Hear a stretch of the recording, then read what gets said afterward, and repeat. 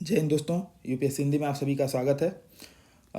UPPCS जो अनिवार्य हिंदी का जो पेपर होता है उसमें कार्यालयीन पत्राचार ये ऐसे समझिए कि बहुत ही महत्वपूर्ण भूमिका निभाता है, क्योंकि 20 नंबर का आता है ये। ठीक है, 150 अंकों में 20 नंबर कार्यालयीन पत्राचार से संबंधित प्रश्नों का होता है। ठीक है, इसमें लगभग 6 प्रकार के पत्र बताए गए हैं, जैसे सरकारी पत्र या शासकीय पत्र, अर्ध सरकारी पत्र या अर्ध शासकीय पत्र, कार्यालय आदेश, अधिसूचना, परिपत्र और तार लेखन। ठीक है, इनसे संबंधित कोई 2 प्रश्न पूछे जाएंगे 10-10 नंबर के। ये 20 नंबर का कुल होता है। ठीक है, ऐसे में जब 150 में 60 नंबर आपको पाना अनिवार्य हो, ठीक है, यानी कि 60 नंबर से अगर आप कम पाते हैं तो आपकी कॉपी चेक नहीं होगी। ठीक है, तो इसमें 20 नंबर बहुत ही महत्वपूर्ण भूमिका निभाता है। अगर हम बात करें पत्राचार की, तो मानव अपने जीवन में अपने कार्यों को करने के लिए सदियों से संदेश का सहारा लेते आ रहा है, और यही परंपरा प्रशासन में भी अपनाई गई है। ठीक है, आज समूचा राष्ट्र भारत में ने अभी आप समझिए महारानी एलिजाबेथ का निधन हुआ तो भारत सरकार ने वहाँ पे राजदूत के माध्यम से अपने पत्र लिख करके भेजा। ठीक है, कितना भी हम तकनीकी दौर में आगे बढ़ जाएं, लेकिन प्रशासन में सरकारी व्यवहार में पत्र अपना अमूल्य सहयोग देते हैं। अगर ऐसा कहा जाए कि प्रशासन में पत्राचार जो है प्रशासन की नींव है, तो कोई अत्युक्ति नहीं होगी। ठीक है, प्रायः जो पत्र होता है वो देश की राजभाषा में लिखी जाती है, और भारत की राजभाषा हिंदी है। ठीक है, भारत की राज्य अपने स्तर पर अपनी राजभाषा का चयन कर सकते हैं। ठीक है, तो बेसिकली होता क्या है कि जब भी पत्र लेखन की बात होती है तो पत्र लेखन बेसिकली मनुष्य की जो प्रतिभा होती है इसको व्यक्त और उजागर करने में लेखन का बहुत महत्वपूर्ण योगदान होता है। ठीक है, लेखन।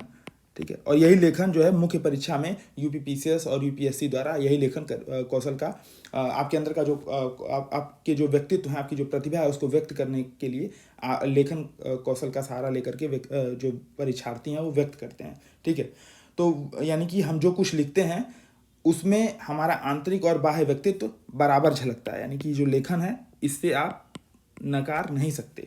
ठीक है, तो मुख्य परीक्षा में लेखन बहुत ही महत्वपूर्ण होता है।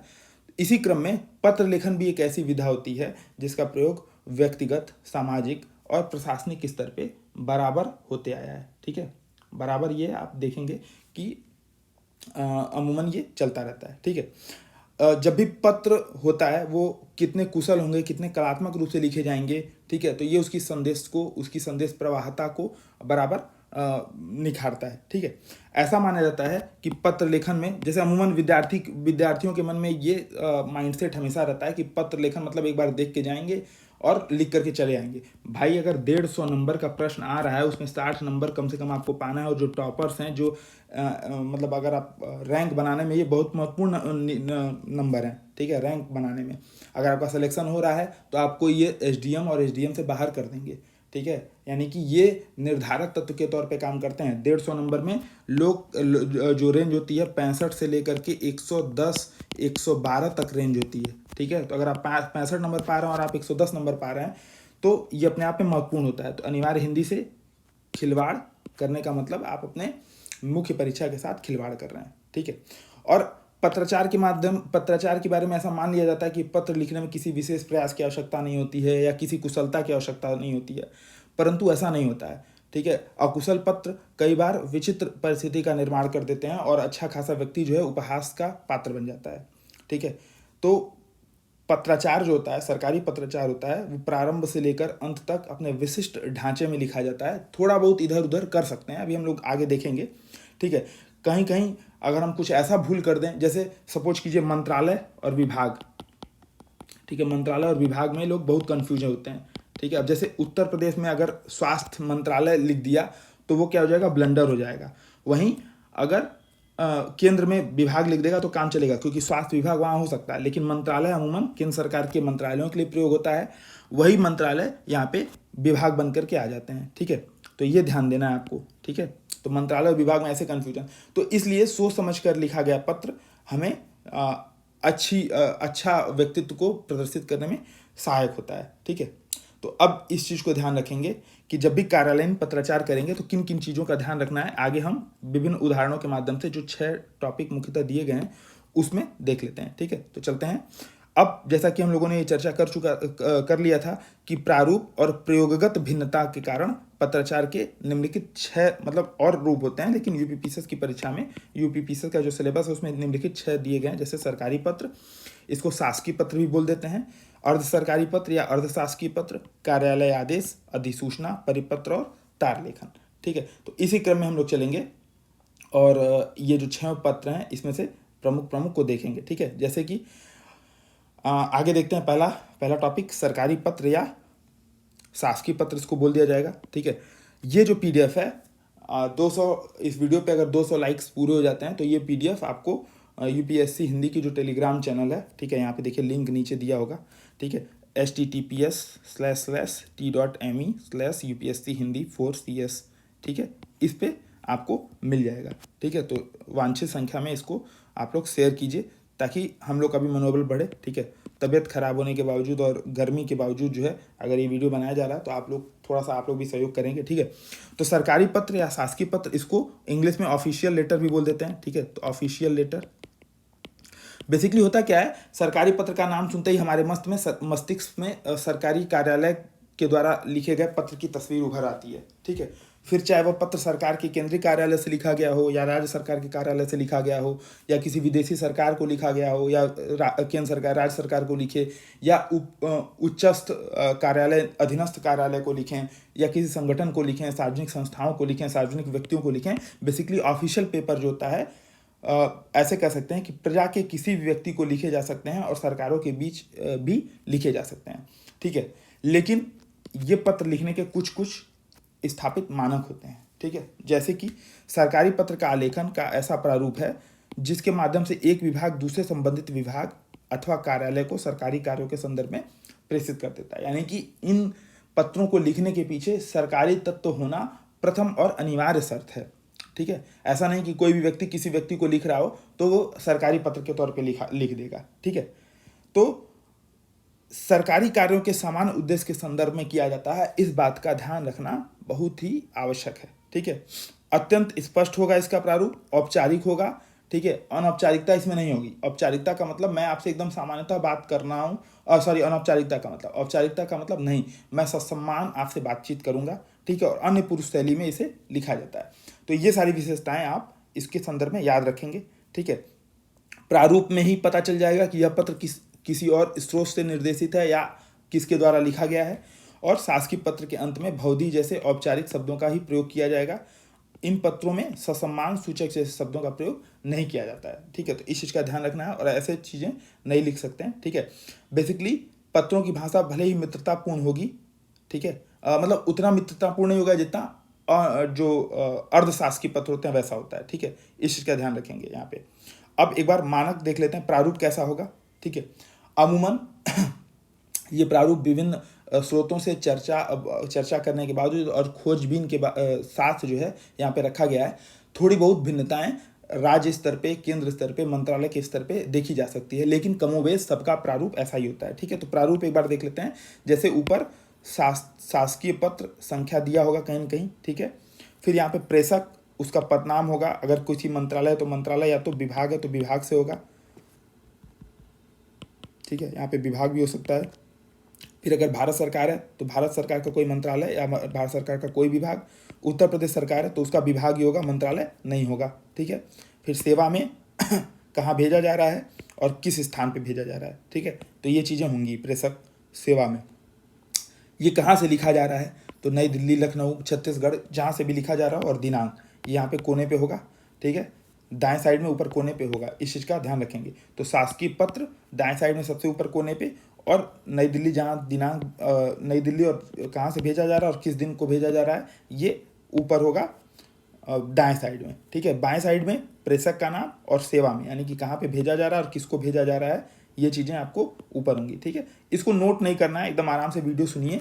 और ये जो पीडीएफ है आपको मैं हड़का रहा था, बेसिकली अभी अपलोड हो जाएगा। ठीक है, बिना आप लोग नहीं भी कुछ करोगे तब भी हम लोग को तो करना ही है। ठीक है, तो हम लोग इसको अपलोड कर देंगे। ठीक है, तो प्रेषक सेवा में इस चीज़ का ध्यान रखेंगे। फिर यहाँ पे विषय होगा, विषय के नीचे संबोधन, जैसे महोदय, महोदया, प्रिय महोदय आदि। ठीक है, अमूमन महोदय होता है क्योंकि आप सामने वालों को लिख रहे हैं।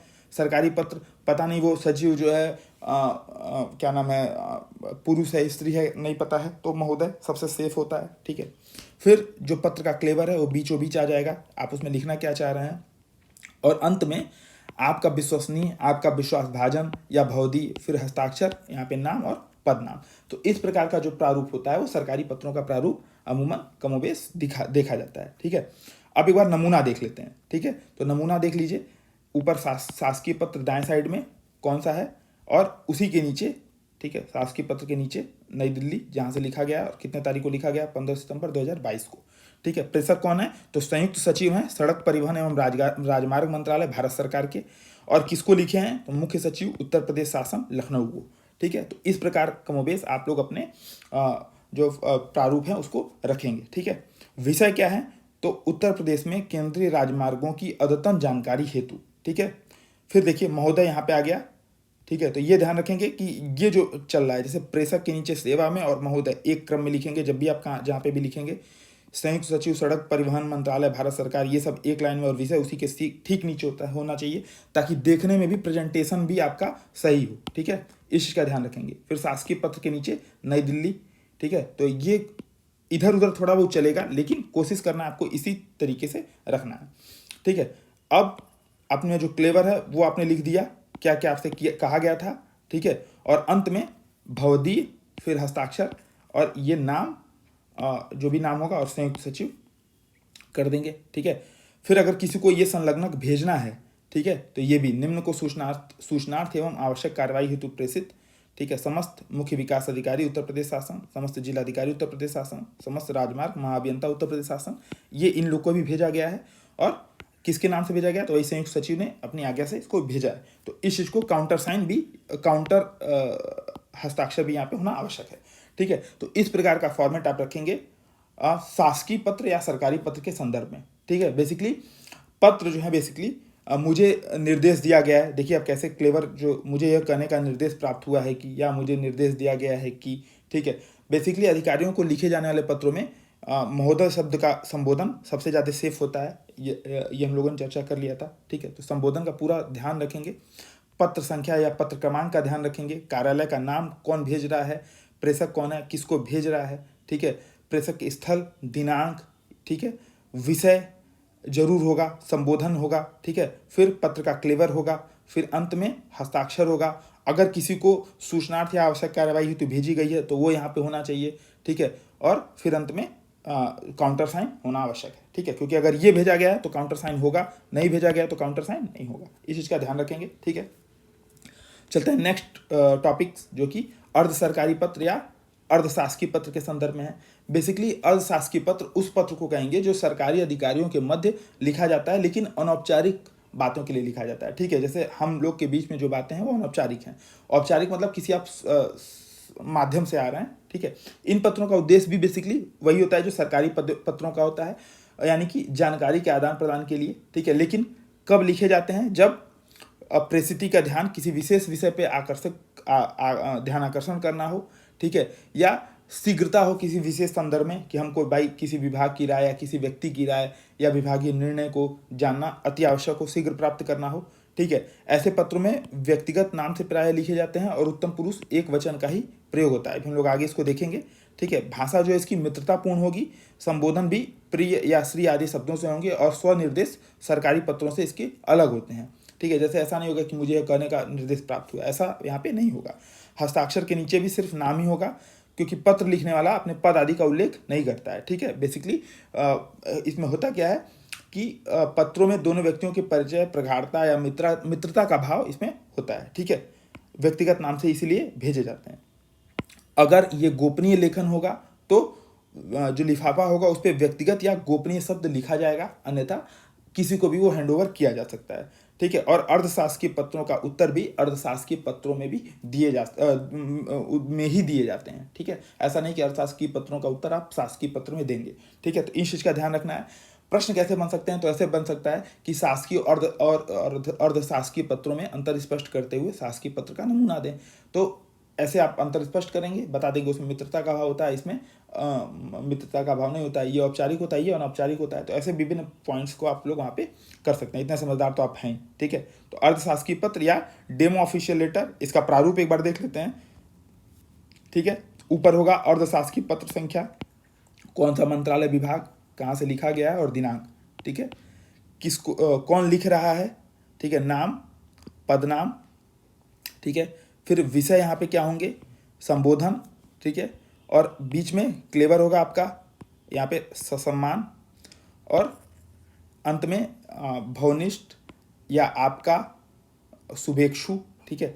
भवनिष्ठ भी हो सकता है, आपका भी हो सकता है, आपका शुभेक्षु भी हो सकता है। फिर अपना नाम यहाँ पे लिख देंगे, प्राप्तकर्ता का नाम, पदनाम, मंत्रालय या स्थान, मंत्रालय या विभाग भी यहाँ पे हो सकता है, ठीक है। जैसा भी होगा वहाँ पे यथोचित लिखेंगे।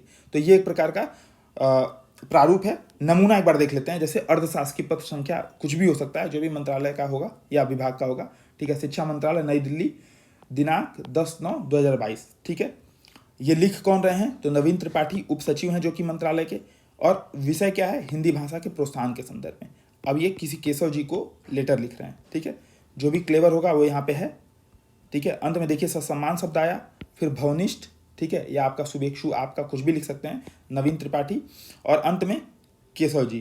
तो केशव जी कहाँ हैं, सचिव हैं उच्च शिक्षा विभाग। देखिए उच्च शिक्षा मंत्रालय नहीं होगा, उच्च शिक्षा विभाग, उत्तर प्रदेश शासन, लखनऊ, ठीक है। तो यहाँ पे मंत्रालय लिख देंगे तो थोड़ा सा ब्लंडर हो जाएगा ना, तो ये सब चीज़ों से बचना है, ठीक है। तो ये है नमूना अर्धशासकीय पत्र का। अगर इसके संदर्भ में कोई दिक्कत हो तो आप कमेंट करके बताइएगा, आगे दूर कर लिया जाएगा, ठीक है। तो मतलब जितनी बातें मैं यहाँ बता रहा हूँ इतनी बातें सुनते जाइए, ये सारा आपको पीडीएफ मिल जाएगा, एक बार रीड कर लेंगे, पीडीएफ हो सकेगा तो प्रिंट कर लीजिएगा, जाते जाते देख के जाइएगा, ठीक है। जैसे तार लेखन वाला कई सालों से नहीं आया, हो सकता है इस बार पूछ दे, तो तैयार होके जाना है ना।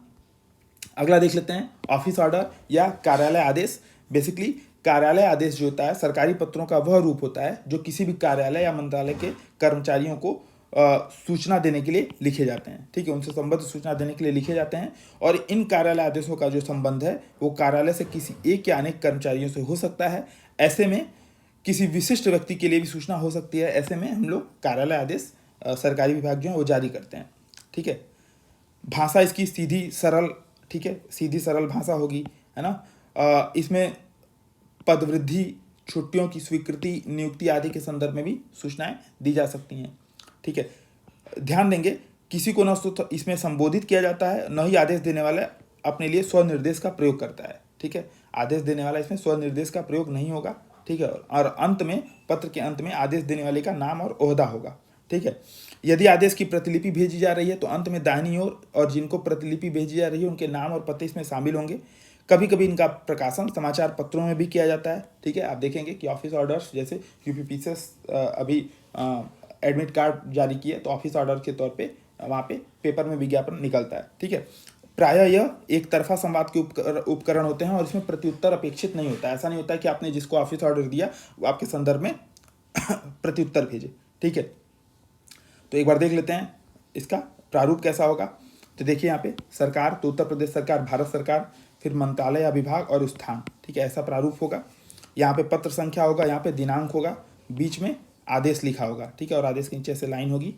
उसके बाद क्लेवर होगा, यहाँ पे हस्ताक्षर, व्यक्ति का नाम और पदनाम, ठीक है। अगर किसी को ये सूचना भेजी गई है तो यहाँ पे होगा, और अगर नहीं भेजी गई है तो पत्र यहीं पे समाप्त। अगर भेजी गई है तो फिर वही व्यक्ति यहाँ पे उसको काउंटर साइन भी करेगा, ठीक है। इस चीज़ का ध्यान रखेंगे।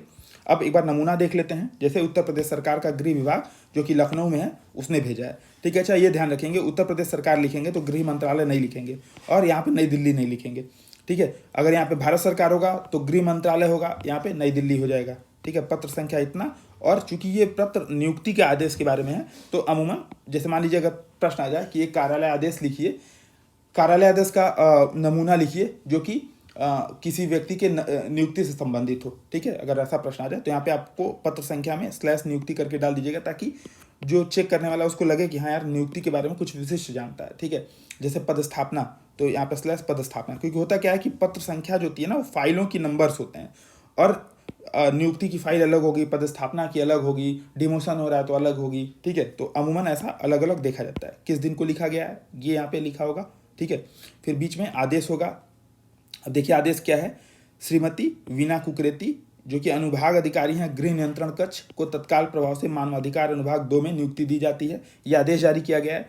ठीक है, तो अमूमन क्या होगा कि गृह विभाग जैसे आप देखेंगे तो इसमें बेसिकली बहुत ज़्यादा अनुभाग होते हैं। ठीक है, हर अनुभाग का एक अधिकारी होता है, फिर उस अनुभाग के अधिकारी की नियुक्ति के संदर्भ में यह आदेश दिया गया है। ठीक है, अब हस्ताक्षर होगा विनीत मोहन जो कि उप सचिव थे।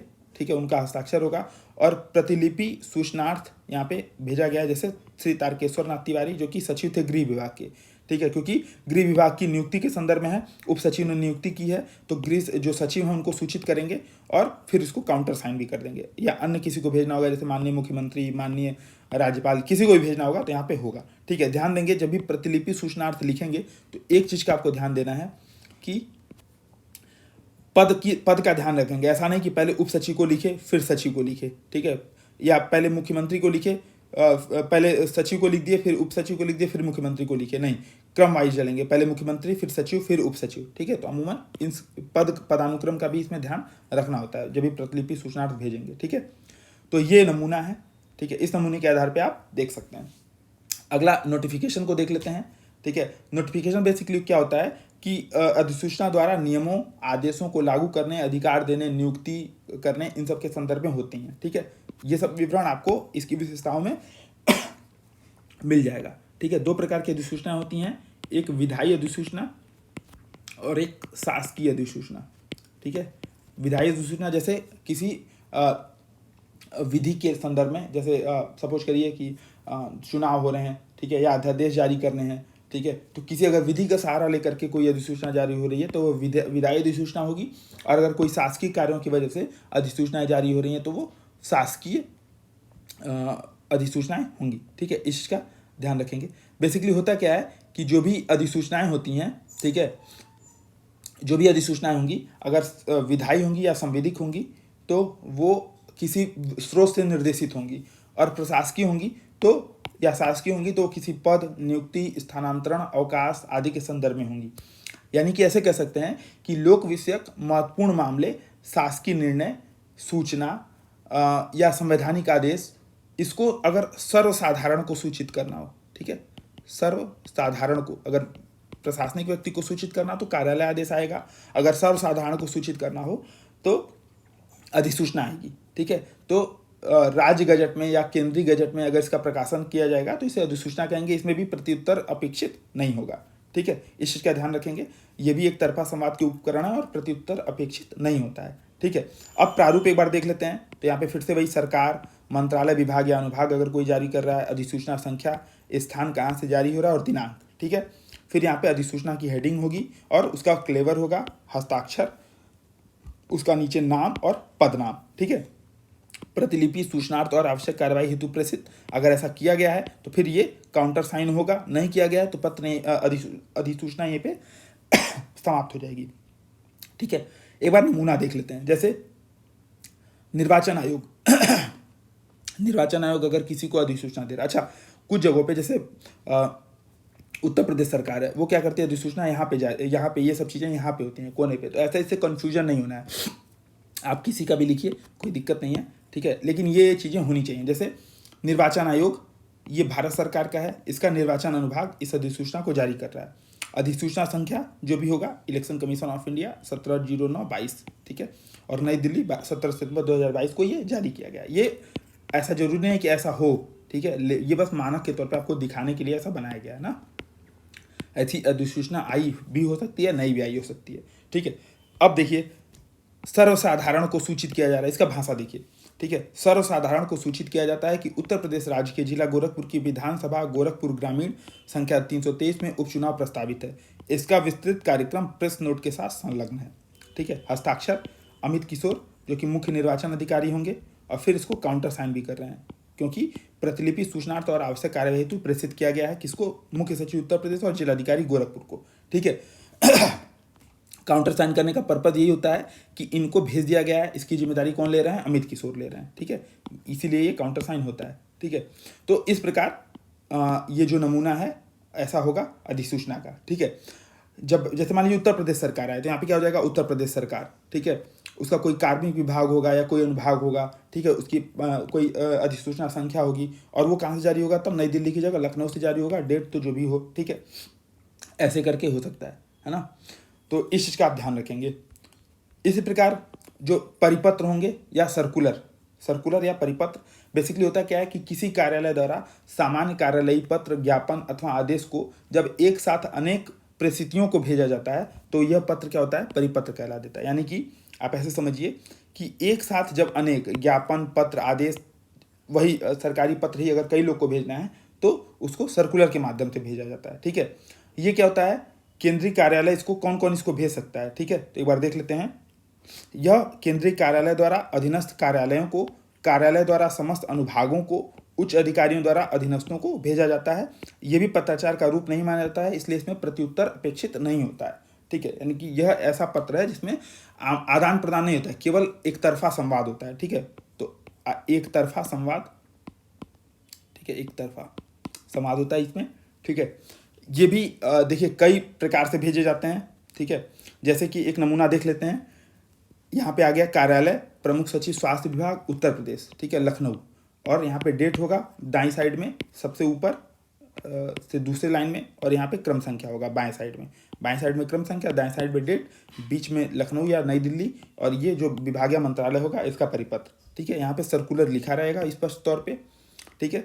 अब देखिए दो प्रकार से भेजे जाते हैं। एक तो प्रेषक यहाँ पे हो जाएगा, यहाँ पे हेडिंग रहेगी प्रेषक की, और फिर सेवा में, ठीक है, या डायरेक्ट सेवा में किसको भेजा जा रहा है, और अंत में बता देगा कि कौन भेज रहा है, ठीक है। तो ये दोनों प्रकार के होते हैं, आप जैसे चाहें वैसे लिख सकते हैं। यहाँ पे ऐसे लिख लीजिए प्रेषक, ठीक है, फिर सेवा में, है ना, ऐसे, फिर बाकी सब ऐसे ही रहेगा, ठीक है। जैसे पत्र लिखा जाता है बेसिकली वही होगा, बस वहाँ सरकारी पत्र की जगह परिपत्र हेडिंग पड़ेगी और वो सबको भेज दिया जाएगा। मतलब एक साथ कई लोगों को जब पत्र भेजना हो, सरकारी पत्र भेजना हो, तो उसको सर्कुलर के फॉर्म में भेजते हैं, ऐसे याद रख लीजिए, ठीक है। बाकी सारा जो फॉन्ट जो भी नमूना होगा वो सरकारी पत्र वाला या फिर अर्ध सरकारी पत्र वाला भी इसमें हो सकता है, ठीक है।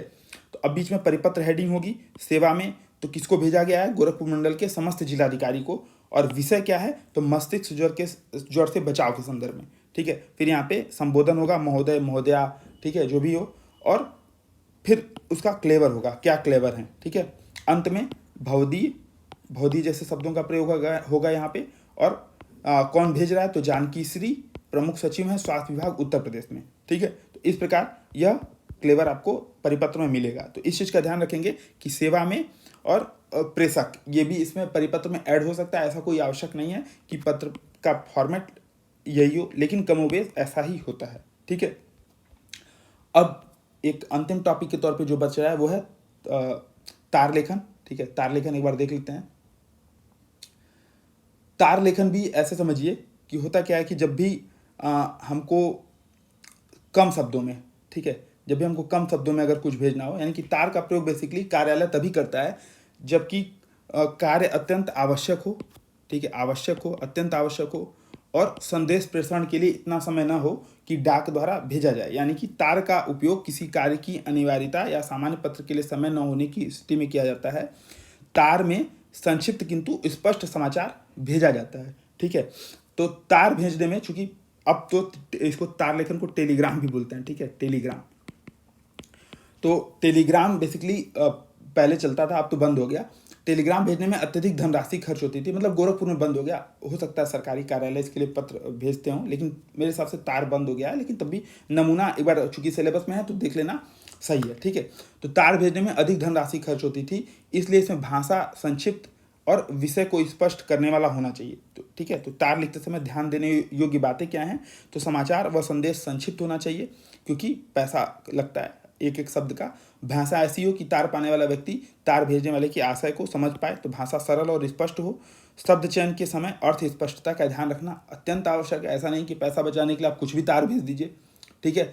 ऐसे में बेसिकली तार की भाषा स्पष्ट न होकर के सांकेतिक होती है, लेकिन संकेत ऐसा हो कि सामने वाला विकुटित कर पाए।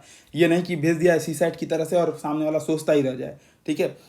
जो सरकारी तार हैं उसमें बेसिकली यहाँ पे हेडिंग भी होती है, ठीक है। जैसे किस लिए, संकट संदेश है, जीवन रक्षा हेतु, अति तत्कालिक, सैन्य तात्कालिक, तात्कालिक या आवश्यक, ठीक है। तो वहाँ पे हेडिंग होगा तात्कालिक, ठीक है, अगर कुछ नहीं है तो सामान्य, ठीक है, ऐसा होता है, हेडिंग होगा, ठीक है। अति तात्कालिक, सैन्य तात्कालिक, मतलब सेना के लिए आवश्यक है, ठीक है। इसमें भी एक बार देख लेते हैं। जैसे ऐसे आप समझिए कि प्रेषक तार का जो प्रारूप है, पहले संक्षिप्त किंतु पूर्ण पता होता है, इसके बाद समाचार होता है, फिर संदेश होता है और अंत में प्रेषक का नाम होता है। प्रेषक का पूरा पता बिल्कुल नीचे लिखा जाता है और जो तार में नहीं भेजा जाता है, ध्यान देंगे तार वाला, ये अभी एक बार फॉर्मेट देख लेंगे इसको, ठीक है। समाचार लिखते समय वाक्य निर्माण में पूरे पद पर एक ही रेखा लगानी चाहिए। होता क्या है कि हिंदी में अंग्रेजी में क्या होता है कि जैसे Ram is going to market है, तो Ram is going to market पूरा जो है एक एक शब्द काउंट होगा। जैसे Ram is going to market, ठीक है, मार्केट, तो 1 2 3 4 5, ये 5 शब्द होगा और 5 शब्दों का आपको पैसा देना पड़ेगा। हिंदी में लिखना होगा तो राम बाजार जा रहा है, ठीक है, तो एक ही में लिख दीजिए, तो एक ही शब्द काउंट होगा, ठीक है। तो ऐसे वहाँ पे चलता है। जैसे आप देखिए, अगर सामान्य वाक्य लिखना हो हिंदी में, पैसा बचाने के लिए लोग ऐसे लिखते हैं, वह यहाँ से आज जा रहा है, ठीक है। लेकिन तार से लिखना होगा तो क्या लिखना होगा, वह यहाँ से एक में लिख दिया, आज अलग कर दिया, जा रहा है, ठीक है। सब पैसा बचाने के लिए ऐसा लिखा जाता है। और पुष्टि हेतु तार की प्रतिलिपि सामान्य डाक से भी भेजनी चाहिए, ऐसा अनिवार्य होता है, ठीक है। अब एक बार नमूना देख लेते हैं।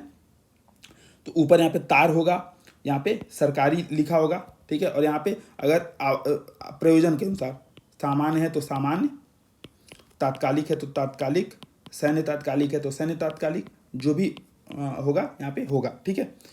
अब कौन भेज रहा है, मतलब सॉरी कहाँ भेजा जा रहा है, तो महालेखपाल अहमदाबाद, ठीक है। तार सामान्य तात्कालिक और सरकारी के बाद ऐसे लाइन खींच दी जाएगी। फिर कहाँ भेजना है, तो महालेखपाल अहमदाबाद, फिर ऐसे लाइन खींच दी जाएगी, ठीक है। पत्र संख्या, अब जो मैटर है वो क्या है, ठीक है। तो पत्र संख्या 10278, दिनांक 19 जून 2022 में आपकी मांग स्वीकार है, नियुक्ति कर लें, ठीक है। तो एकदम संक्षिप्त भेजा जाएगा, जहां कोशिश होगी एक शब्दों में लिखने का प्रयास होगा, लेकिन इस एक शब्द को ऐसा नहीं लिखना है कि सामने वाला समझ ही ना पाए, ठीक है। तो पत्र संख्या 10278, अब वो देख लेगा कि 10278 में दिनांक 19 जून 2022 को जो भेजी गई थी उसमें क्या था, क्या मांग उन्होंने मांगी थी, आपने उसकी मांग को स्वीकार कर लिया, नियुक्ति कर लिया, यानी कि नियुक्ति के संदर्भ में कोई पत्र होगा। और ये भेज कौन रहा है, तो सचिव वित्त मंत्रालय ना, ठीक है। तो यही मैटर केवल जाता है, ये वाला चीज़ जो है वो डाक विभाग अपने पास से भेजता है, डाक विभाग के पास कुछ कोड होता है, उस कोड के हिसाब से भेजता है, ठीक है। अब ये चीज़ें जो हैं ये सचिव वित्त मंत्रालय ही भेजा है, इसके लिए ये सारा फॉर्मेट होता है।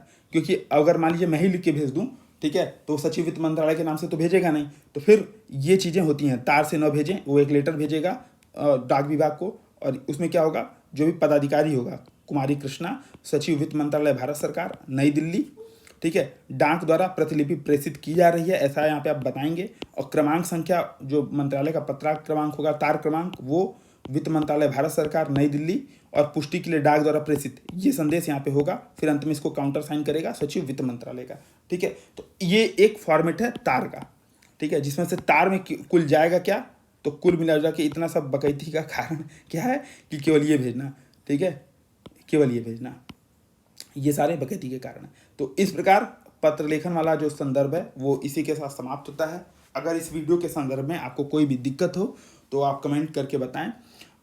कोशिश करें इसको ज़्यादा से ज़्यादा शेयर करने की, क्योंकि जो भी फ्री इनिशिएटिव है, जैसे हिंदी सामान्य हिंदी वाला जो हम लोग चला रहे थे, या फिर जो यूपी स्पेशल था, वो व्यूज़ नहीं आने के कारण बंद करवा दिया गया, ठीक है। टीम ने बंद कर दिया, क्योंकि टीम का जो निर्णय है वो मायने रखता है। तो अगर आप चाहते हैं कि हम लोग फिर से उस सीरीज़ को आगे बढ़ाएं, तो कम से कम उसमें थोड़ी सी अपनी संलग्नता दिखाएं, क्योंकि कम व्यूज़ के कारण अमूमन एक तो मेरा भी मन नहीं करेगा, थोड़ा सा हटेगा। दूसरा चीज़ क्या है कि टीम भी वो समय को कहीं और यूटिलाइज करवाना चाहेगी, ठीक है। तो कोशिश करें कि अगर आप लोग चाहते हैं कि रेगुलर ऐसे फ्री इनिशिएटिव या फ्री वीडियोस आते रहें, तो उसके लिए आप लोग का भी सहयोग अपेक्षित है, ठीक है। तो मिलते हैं नेक्स्ट वीडियोज़ में, तब तक के लिए जय हिंद। इसको ज़्यादा से ज़्यादा शेयर कीजिए और चैनल को सब्सक्राइब कीजिए।